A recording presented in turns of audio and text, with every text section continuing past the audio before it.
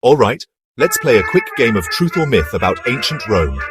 If you thought you knew everything about gladiators, togas, and wild Roman feasts, you might just be in for a surprise. Let's dive in. First up, gladiators. Picture this.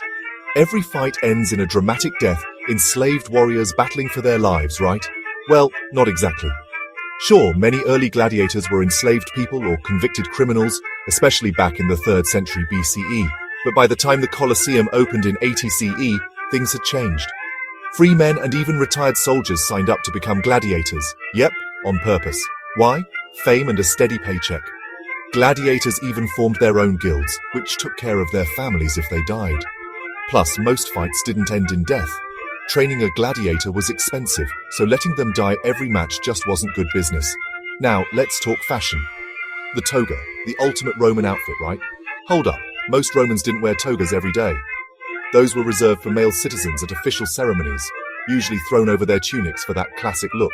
And get this, wealthy Roman women sometimes wore dresses made of Chinese silk. That's right, global fashion trends even back then. Some Roman writers actually complained that silk dresses were too revealing. And for laundry, urine was the go-to detergent. Falones, or Roman launderers, placed pots on street corners so people could donate their, well, you get the idea.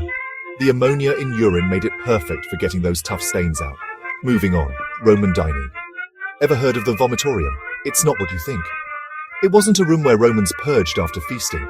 The word comes from the Latin for to spew forth, but a vomitorium was actually a passageway in stadiums that let crowds exit quickly.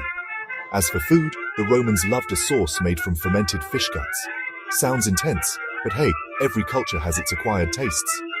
And fun fact, followers of the Greek mathematician Pythagoras living in Rome practiced vegetarianism, believing that eating meat made people more aggressive. Finally, the big one, the fall of Rome. Did the empire collapse overnight in 476 CE? Not quite. By the 4th century, the empire had split into eastern and western halves, each ruled by its own emperor. Rome itself was sacked twice in the 5th century, and the last western emperor, Romulus Augustulus, lost his job in a military coup. But Roman culture didn't just vanish. The Eastern Roman Empire, known as the Byzantine Empire, kept going for another 1,000 years. Emperor Justinian even reconquered parts of Italy in the 530s. So, next time someone drops one of these classic Roman myths, you'll know the real story. Ancient Rome was full of surprises, and now you're in on the secrets.